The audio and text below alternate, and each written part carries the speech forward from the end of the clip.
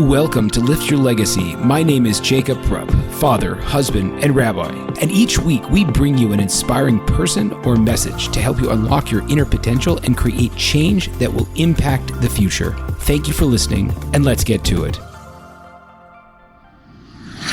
We have Duvi Honig, who is the founder and CEO of the Orthodox Jewish Chamber of Commerce, Biz Expo, the Parnassah Network, Business Investment Center, Business Network Magazine. I'm sure quite a few other various things, but we're very excited to have you today. Thank you very much for joining me, Duvi. Thank you. It's a pleasure to be with you. Thank you so much. So one of the beautiful things, I want you to tell me a little bit about your vision in creating this Orthodox Jewish Chamber of Commerce. But what was so compelling, I read that you had been successful yourself in real estate, and then watching what was going on in 2008 when everything else was kind of falling apart, and how that destroyed people's lives. How did you see that as the moment when you wanted to jump in and really help the entrepreneur and help a person provide better for their family? So first of all, I would like to say hello to everyone, all the viewers, and it's a great program. I'm honored to be here, and I would, be able to share all these insights. Provide better for their family.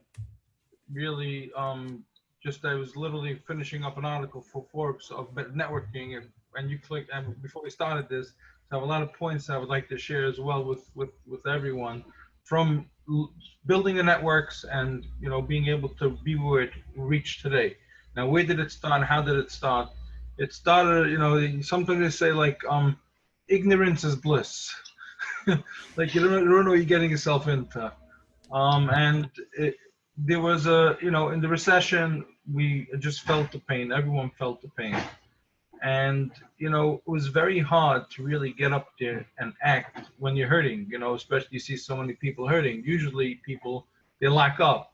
So you have a choice, like either you look around and you see so many families falling apart, all these crisis organizations kicking in, and people cashing out. We're making organizations, saving the world, crises that we can relate to the hurricane now. Thank God we're involved in helping, a large amount of food being distributed through our networks. But in general, crisis is awakening people. But people do not understand prevention.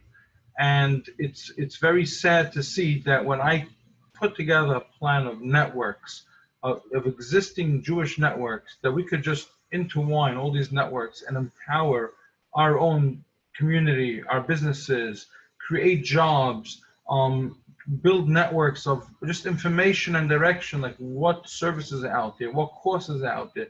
So many people were passionate. It was the beginning of the tech boom. I'm not talking about like the .com boom, but I'm talking about like people getting familiar with social media and Facebook, and everything was new then, and there were so many ways to be able to share information that we didn't have before. So I started gathering information. I started really with a learning program for people who had jobs, 5 to 7, and bringing in big executives, and to be able to help them, give workshops and seminars weekly, and it turned, and then it accelerated. And before it turned around, we forged connections with state and government and township, and anything where you could grab, when someone's drowning, when you grab a rope, whatever you grab, you just want to be able to, you'll grab on anything, even if it pulls you down, and just pull yourself up. So anything that can pull someone up, we reached out and said, we want to include you in our network to be able to share. Can I interrupt you on that? That's such a fascinating concept that so many people are intimidated by, of this idea of reaching out and reaching up. So can you just walk me through a little bit that first time when you were approaching the executive? Were they people that you knew already through your business connections, or like how did you have the nerve? I was not only a nobody, but it was very difficult and challenging because it took me, I would say, 2 years to realize that I was a visionary. Meaning to say that, I just was passionate. I wanted to do something. I wanted to make a difference. I saw we needed to reunite and reconnect people. I saw so much talent out there with you know, each person had, and if you merge them together, they could just reestablish themselves. One guy had the talent in the bookkeeping, one guy had the talent in manufacturing, one guy had the talent in ideas, and one guy used to run a business, and just let them reestablish. Not, you know, talking about like training from starting up. And I brought together a big think tank, because after I had this big network built, I said, you know what, I want to make something called Parnassah Expo, and I want to share. I want to break it into 4 sections. I want to have, first of all, pull together jobs. I want to pull together all educational courses that are out there that people can find it in one place. I want to pull together coaching and consultings and advice for people, and also financing and all these things, and have training, seminars, workshops, and broke it down to 4 things. I'll call it the Parnassah Expo, even though all this whole network was built, started from the Kaila we started. It's amazing, you know. And today it's like the network's about Hashem. At least when you start something, you know, with the right foundation, with Torah, you know, this is really, it's turning over the world today. So it's, and so we were building this network, and I brought a think tank together. I said, I want to make this big expo, and they looked at me like I'm crazy. And I brought like these big CEOs and professionals, and like, are you talking about, I had a meeting with each one individually, spent months, and then bring them all in the room together. And one, and you know, there were successful guys that obviously can't understand people are hurting or whatever it is. And they say, you're crazy. There's so many shows, so many industry-specific trade shows. My company goes, we're in this business, we only go to specific areas, specific trade shows. I say, what are you talking about? Every business needs every type of service. You need jobs, you need training, you need education, you need resources, you need connections, you know. And they just didn't get it. So one guy, they denounced me in front of everyone, and literally, like, the whole team fell apart because they just struck me down. And I wanted to respect everyone's opinion. So I thought, if I'll speak again and I'll explain it again, they'll get it, right? Because you think eventually someone's going to understand you. But then you come to realize after 2 years of just talking and talking and talking and talking that not everyone's a visionary. There aren't many visionaries out there. And no, they won't get it, you know? So when I started realizing that people don't get it, I always did my own thing, and everyone, they used to bet against me. And it hit a point where people got up and said, listen, I don't know what he's doing. Obviously, you know, Baruch Hashem, Siyat Deshmaya, and you know, and he has the vision, and it's working. So we acknowledge we don't have to understand it, but we'll jump on board. That's how we started forming committees and different things, and being able to take this network to a whole new level. My vision from day one was, what's really, you know, very, very unique, is that I made my first PowerPoint on a global paper, showing how I want to build networks, and I want to be able to have in every community, like you have a Hatzalah, Tampa Shabbos, or any organization, I want to have Parnassah Network and Orthodox Jewish Chamber of Commerce offices in every community with hubs, and everyone synergizes together, including Eretz Yisrael and everything. And the first comment I got from everyone and anyone I spoke to is you're all over the place, you know, like. And I'm trying to explain to them. And then we started a program. We have a job board. We have networking. We have coaching. We have expos. We have next week a tremendous conference in New York City, in New York Hilton on Friday, September 15th. Everyone's welcome to go. If they're seeing it beforehand, you know, to go to our website, ojchamber.com. You can sign up for free. It's a free conference. Would cost hundreds of dollars in general for people to come with the information and knowledge we're sharing to help, you know, empower people. And the booths are $600 for members, and in the city you're not getting that anywhere, because it's thousands of dollars to have an opportunity to start a business. So we're here to be able to create a network of synergy and pull everything together as a Google, meaning to say that instead of rebuilding an organization in every community, and especially like you're from San Diego. Right. So the community is small, right? But so if you want to bring jobs, you want to network, you want to be able to empower and do different things, like, how do you go about it? You could spend $5 million, you're not going to achieve it. But if you're part of a network and you have a satellite office of a chamber and a network, like what we're doing now, you know, how we're talking online. So we have full-day training courses, launching a business, teaching people how to do Amazon, you know, shortcuts. empowering people and coaching and different things. And we set up all these programs. People could join us from all over the world if they can't attend. So everything we do is if it reaches all over. That's our model.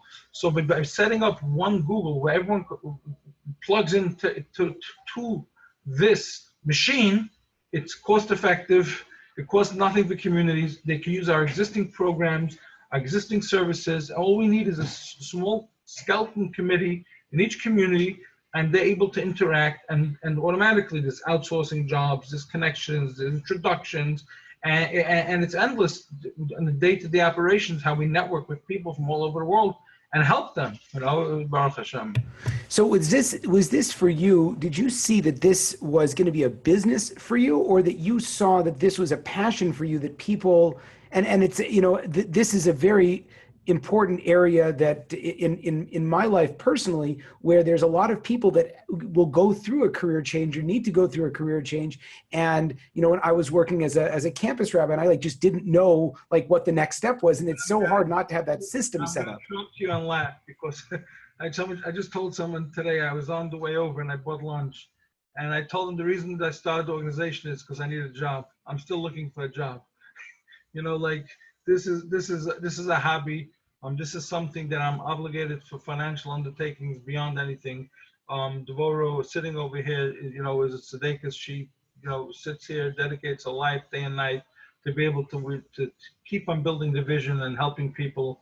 And internally, we never really went out to, besides trying to get offering sponsorships and different things, to reach out to others to be supportive in a demeaning way, meaning to say that my vision was so big that when we built this organization, I did not want to come across as a hospital for businesses. I did not want people to be embarrassed to call me up to be helped. I did not want people to be embarrassed to come to our events and network. We just hosted an expo now, right? The largest Jewish business expo. We had the Danny Day on there. We had also Aaron Klein from Breitbart News that co-hosted. We had people. One guy was running for mayor in New York. He wanted to be there. Last year we had Jason Greenblatt as a keynote, and we have letters and letters of businesses submitting to us to get free booths, to subsidize booths, and we approve it. We camouflage it in. No one on the floor knows that these people are being helped and how they're being helped. They don't even know we're a nonprofit.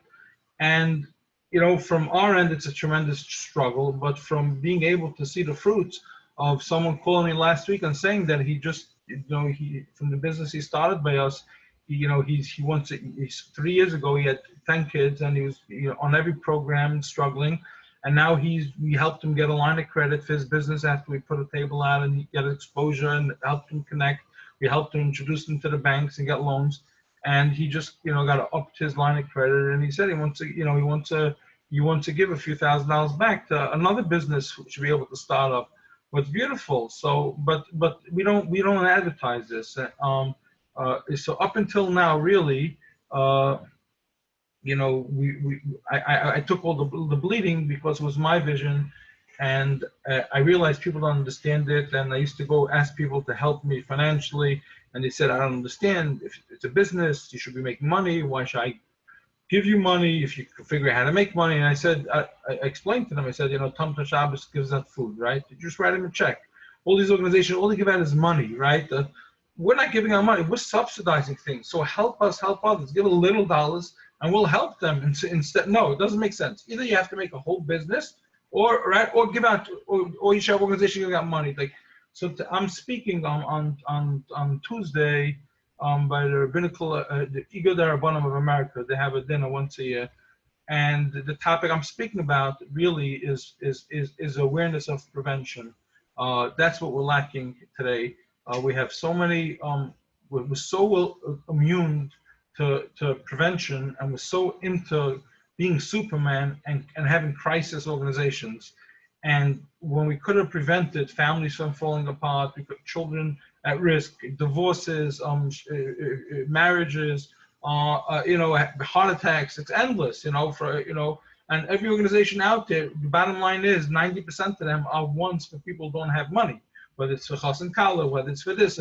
So if we're able to empower our community and tackle the problem by the root, like, why don't we do that? But the answer is because we're not trained to that. We are trained today to be Superman. So this is my personal struggle when I speak to people privately. I'm not saying publicly, because if I would go public and I'll write up, but now we are going public and telling businesses and people they can sponsor programs and individuals, because we're already up there and we network with big companies and small companies. So it's not embarrassing to call us and to reach out to us to be helped, because we're a whole big global business network, and we have from the biggest people to from communicating to the White House all the way down to the person just starting off. So by us having such a network, I'm very comfortable coming out and saying people can partner with us and be able to get business exposure at the same time. We're able to grow our programs and help many more people. When you were saying that there's like this root issue, is the root issue, what would you say that issue is, that so many of, obviously the problem is that people don't have enough money. They're not taught or aware or able to network in, and there's astronomical expenses that are facing families, and people don't have the skill set or the know-how to go about doing it. But like, what is that problem? Is it a fear? It's an inability to reach out, that we don't know how to network? Like, if you're going to solve like this specific situation that would really solve the problem, what would that be? Well, the first thing is, it's so funny, I just spoke to Rabbi Pesach Kron today in the morning, okay?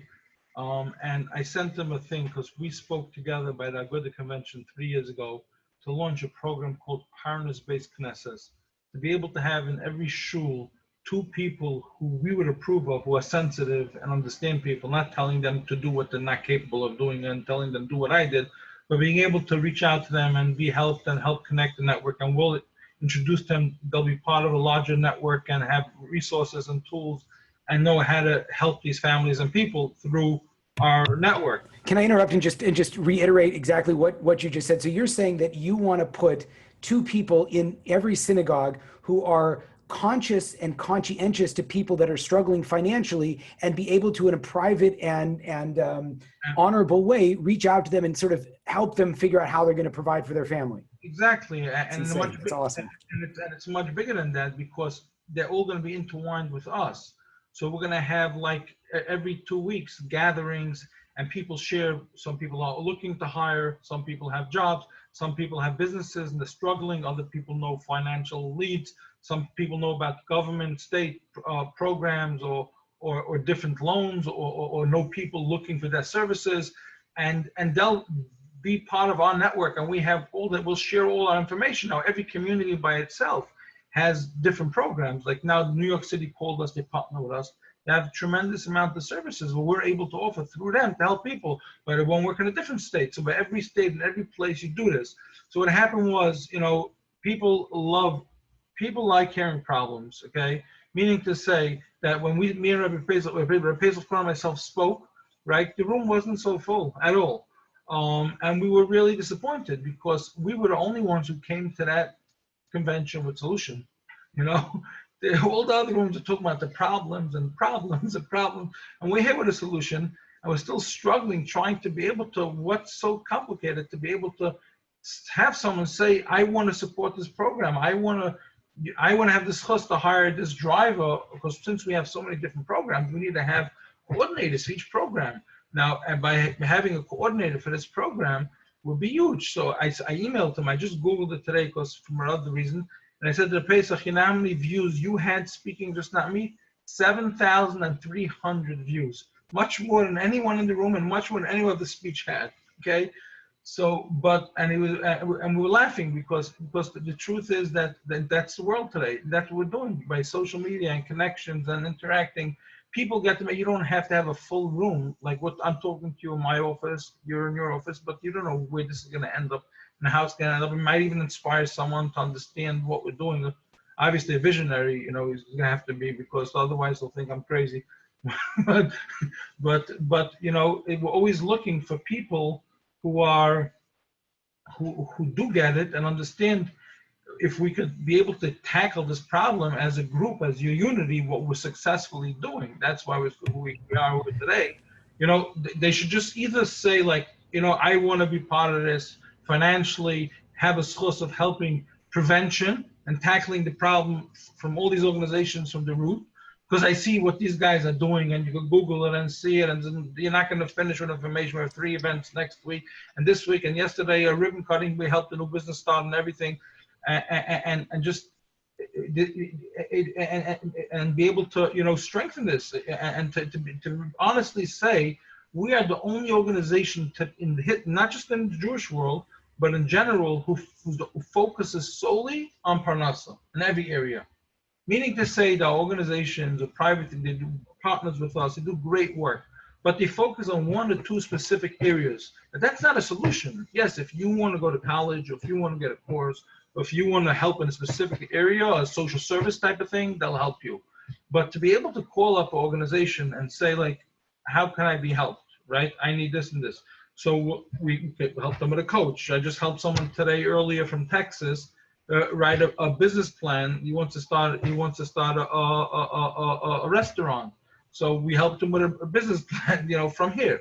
So we introduced him. I mean, it's so vast to be able to have one network and one organization that focuses from every area, whether it's training, whether it's job networking, whether it's business development, whether it's existing healthy businesses and helping them with needs they need. You don't have to be you don't need to wait for business to fall on the face to help them. You know how many businesses would have fell on the face, and I have on the tip of my tongue names of stores and businesses that would have been in the face if we didn't give them the right person to help them run their books, or do inventory correctly, do payroll correctly, or cut expenses or management.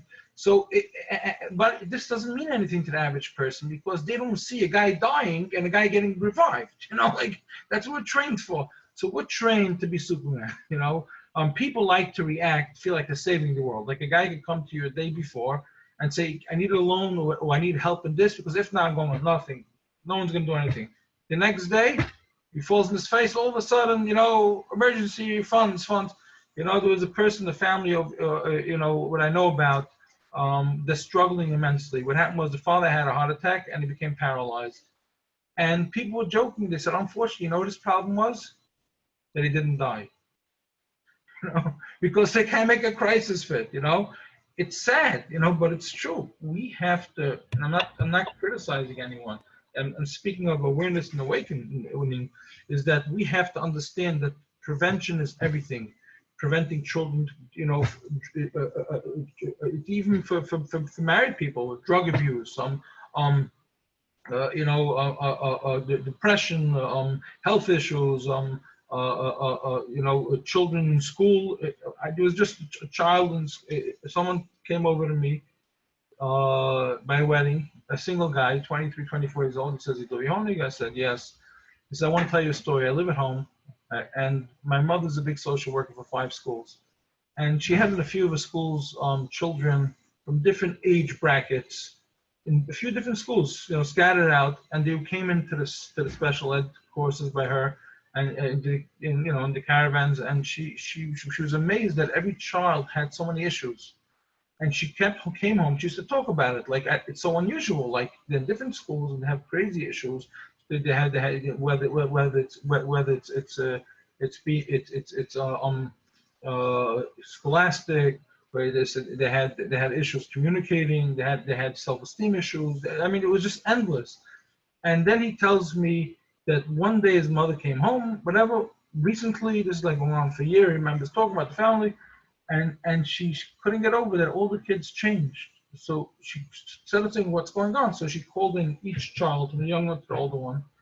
And they said, well, you know, what happened? You know, I see such improvements and your kids are really good to go. You don't need this thing, help anymore. And they said, Duvi Honig helped my parents get a Parnassah. You know, and it's really, it's an emotional story, one of many. So that, I mean, that's such an important concept that you're suggesting, is that ultimately that if people had the ability to support themselves and support their family, they can get the medical care that they need, and they can go to the schools that they want. And the idea that it's not a problem to have money or to really focus on this, I think that's one of the primary things that a lot of us have to think about, you know? In our community, because we're being so drained by pumping money into crises, right? Like one of the families we helped start a business was on so many government programs, and the whole community was involved in them. The children, the financing, the salima, the and the house, and I mean, I don't have to tell you how many hundreds of $1,000s you have to be raised for such a family, right? And now the guy's on his own, you know. So this is one of many stories we have. So the success is from the little guy to the big guy, you know. But in order to help the little guy, we have to be the big guns, and that's what we have. We have established a big public policy committee, with like literally today. If you I don't know if you'll look online, you'll see the lieutenant governor running for to governor for the state of New Jersey put out a press release. She called me 11:30 last night to incorporate some of my sayings regarding the economy, working together. And this is going to bring her votes. So you're talking about them recognizing our strength, and this comes from the unity of Achdus, because no other community could do this, to be able to help promote their own agendas. So this is the biggest Kiddush Hashem. It's something that I don't expect people to understand the strength of a network public policy. People see me with the U.S.-Israel Business Alliance mission going to Israel, Mike Huckabee, senators, congressmen, White House, you know, Trump administration, Cory Booker, Democrats, Republicans, they Rabbonim, they're so confused, you know, but they don't realize that in order to be able to help everyone, like yesterday I posted on my LinkedIn a picture of a ribbon cutting, what we did, we helped a business start in Lakewood. So one guy responds on my LinkedIn, you can see it, oh, I see you really, heart's really in Lakewood. Because you know, our headquarters now in 44 Wall Street, by the way. But like, I was like, I didn't want to respond to this guy, because like, how small-minded are you? Like, our vision is the stronger we are all over, the stronger everyone's being helped. I'm not community-based, you know. Yes, the need in Lakewood is much bigger than anywhere, because you have college and a yeshiva, but of people graduating in such mass amounts right afterwards, and they have large families. So we created a lot of programs to stimulate them, and shortcuts to help empower them directly through, if a guy's in the business, every day, helping them network and get accounts. You know, again, it's not something we could charge a commission for, because the guy just got his job, and if he doesn't prove himself, he'll lose his job. So you can't always say, oh, why don't you, you know, what people will say. We have to, if we're going to start, if we're not going to be pure, we're not going to be able to help people. So we really have to be able to, you know, but we created, you know, training seminars where we charge $200, it will cost us $1,000 a head. We don't have subsidizing people really, but businesses will try getting sponsorships. Once I got a sponsor, and he saw that I served, he gave me a few $1,000s, and he saw that I served for breakfast eggs and bagels and coffee and blintzes and lax and scrambled eggs and anything you could think of. And then lunch, I had tilapia and salmon and salads and Caesar salad and ziti's, and he was going crazy. He says, "What are you collecting? You're spending so much money on food." So I got very insulted. I said, "I'm sorry, you know, don't give me donations, you know, because my goal is," I said, "you have a job, you have a business, right? So you feel good about yourself, wake up in the morning. These people are coming how to learn how to start a business. They're depressed. You know, this was more in the recession time. It's hard for them to get out of bed. They feel like losers and nobodies. If I treat them not in the conference room and they don't feel like they're coming to a conference, even though they're paying $150, $200, but of course it's way more than that, they feel like they invested and they're getting something, they feel important, and they get help, and all our presenters stay on as mentors and help them, you know, grow their business. That's part of we have limited to 40 people in a training seminar, and I'm going to feed them like kings, because I want them to feel special. And if you don't get it, so I don't want your donations. And it's a struggle because people always look for the negative. It's like even now there was someone just there was a recent story where someone also told me like there was someone we just helped someone. A bacher came over to me. He wanted to go to yeshiva in Eretz Yisrael. His parents couldn't afford it, and he was working in a deli counter. You know, like the average person will look at someone working at a deli counter like, oh, he doesn't want to, like he's not with it. And this guy's trying to pay for his tuition to go to Eretz Yisrael. So I was very touched. So I made a GoFundMe page to be able to raise money to help him pay for his tuition. And I said, I'll take care of it. You know, I didn't know how, what, another project. I just couldn't not I say no. And people start giving commitments. Comments. Why does he have to go to Eretz Yisrael? Let him stay in America. Like stupid things like why not to help? Like besides the fact that the yeshiva in Israel is much cheaper than America. America it's $14,000 plus, and over here in Israel it's a few $1,000s. And a ticket, and they don't know what to say. People just talk, and you get sick to your stomach when you see how people could be negative instead of just not judging and saying, you know what, let me be part of this. So we come through this all the time, and it's very challenging because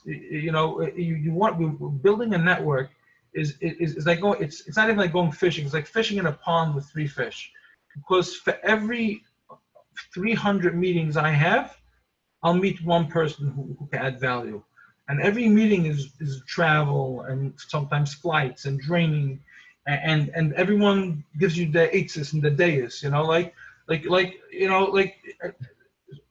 at this point, you know, either you want to be part of this and you believe in us and what we do and you see what we accomplish, or we're not going to waste our time with them anymore. And that's pretty much the article I'm writing for Forbes now. I just was responding now about networking. I'm putting a whole article there. You contacted me, and that's what I'm telling them. Learn from my mistakes. Like when you run after the wrong leads and the wrong fish, and you think you have false promises, and you get lost and you have hope, all your eggs in one basket, it just doesn't work that way. Either someone gets it or they don't get it. And at this point, you can't argue with success. You know, like when you open your car in the morning, you go to drive it, right? You look under the hood, you look at the pipes, you look at the wires, you know, the car opens and it drives, right? We're helping tens of thousands of Yidden in Parnassah every day in every area. If a guy is a plumber and he's very successful at it, or if a guy has an electric store and he's very good at it, that's what he understands. But he doesn't understand the guy who's an accountant, or he doesn't understand the guy who needs a specific skill or other need or anything like that. So why try to play like you're God's gift to the world? You know, if someone needs a mentor in your industry, I'll send them your way, no problem. But trust us that we understand, you know, a much broader picture to help every individual. So I wanted to ask, and I know that your time is extremely valuable, so I appreciate so much of this. But I wanted to ask, the idea of you clearly you're a dreamer, and clearly you're a visionary, and clearly you're saying stuff that is entirely out of line with where most people are, and yet at the same time it seems so unbelievably logical and makes a lot of sense. What could you say about the idea of not giving up, about the idea of driving towards what you want, despite the fact that everyone doesn't see it the same way? How have you done it? It's an excellent question. Excellent. I have a quote, and you can quote me. And like the quote, like what's his name from England, the Prime Minister, Churchill. Is that what you're looking for? Right. So you could quote me for generations to come. And I say to people again and again, it all depends how you measure success. By me, the way I measure success, I'm always 100% successful. How am I 100% successful? Because by me, trying is success. Because if I wouldn't try, I wouldn't even know the no or the yes. So I wish when I go to someone and I get a no, yes, get involved, not get involved, I mean, I'm happy. You know why? Because I'm successful. I'm moving on. You know, so that's the truth, and that's how you build. And people who want instant gratification are the people who unfortunately are the same categories of people who mentality of today's world as us, coming and acting as Superman. to save the world when there's a crisis. We have to change that. You know, we have to understand that success should be measured by trying. Not, you know, not it's we don't control the world. Hashem controls the world. But the fact is, trying is success. When you try, you're 100% successful. And if you have that in you and you know it, you won't stop because you're always successful. You know, sometimes I beg people for no. I say, just tell me if you want to, you know, if you Google and you'll see the hundreds and hundreds of just presenters we had on high levels. So imagine the amount of networking we do from people from presenting and getting involved in our networks and our communities. Now we started SBA, Small Business Alliance groups, you know, all over. We're doing it in this, you know, in New York, New Jersey, Texas, and business. And we started Health and Alliance committees. And other industries are breaking down the networks to empower people, you know, all over the place. But going back to the amount of networking we do to be able to catch one person, you know, over the summer, I met with a lot of people, and I tried reaching this one, I tried reaching that one. I said the year's starting, and we have a lot of programs coming out. You know, we really need more backing to help more people because, you know, it's one thing if you can't help someone, right? But if we know we can help some people and we can't get to them quick enough, it's very painful, you know? So we have to hire more project managers. We have to have, you know, more of the services programs, what we have. Each program is its own organization.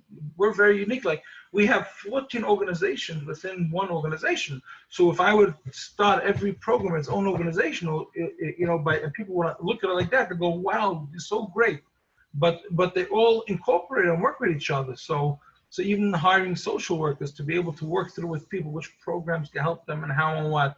So, you know, I got one person who gave me a check, but, you know, Baruch Hashem, that helped us with one specific program over the whole summer, you know, and everyone's always running after them. I'll meet you now, I'll meet you later, I'm busy, this.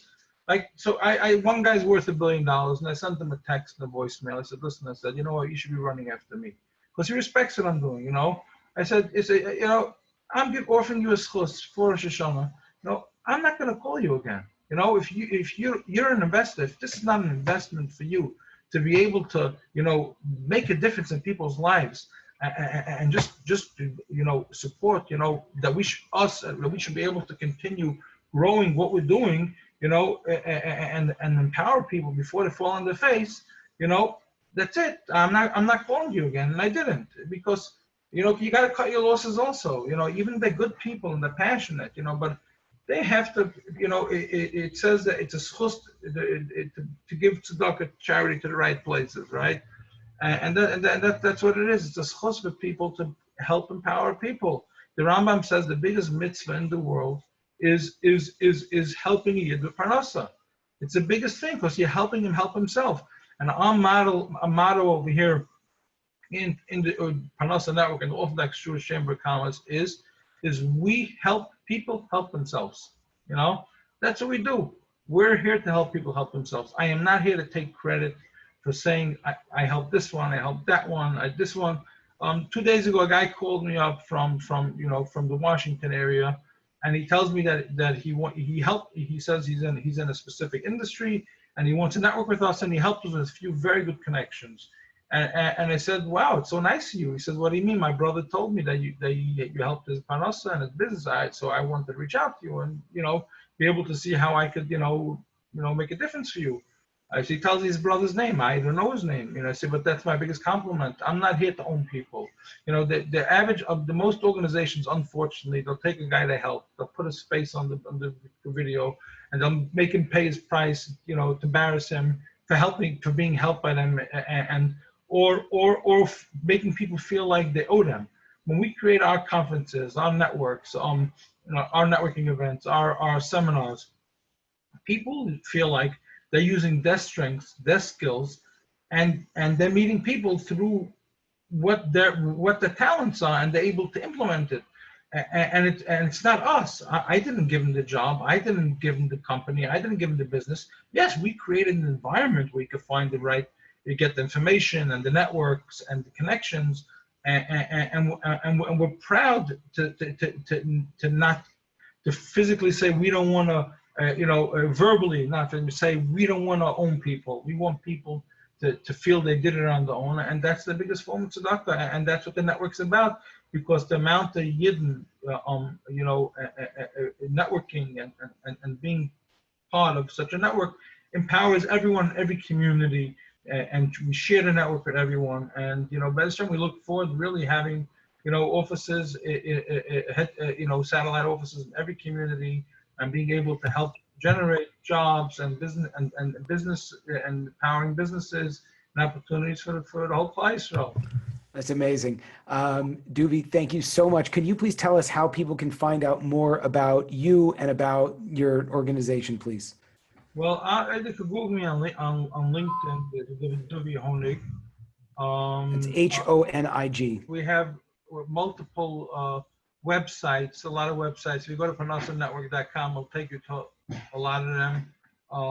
If you would go to ojchamber.com, that's our chamber, you could find lists of hundreds, if not thousands of businesses and members and bios and network and connect with them. You could see our events, our press releases, and all those things. And if they sign up, if they want to be part of Small Business Alliance groups, they could sign up.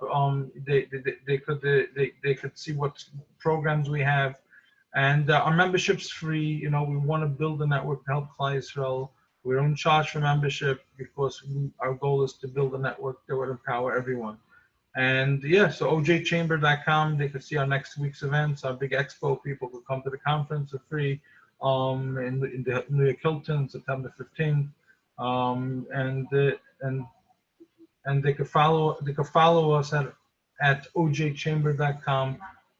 Facebook, Instagram, they can follow us at ojchamber and see what's going on. There's a lot going on. And with Google us, there's a crazy amount of materials. That's amazing. And thank you so much. I greatly appreciate the time. Okay. Thank you. Pleasure. There you have it, folks, another inspiring episode. If you enjoyed this, I ask you to please share this with your friends and to like us over on Rabbi Rupp through Facebook or on YouTube. And the more that we're able to get these important messages out, the more that we can really make an impact in the world. So I encourage you, please, to stay tuned. We have a ton of amazing speakers coming up, and also to tell your friends about it. Thank you very much.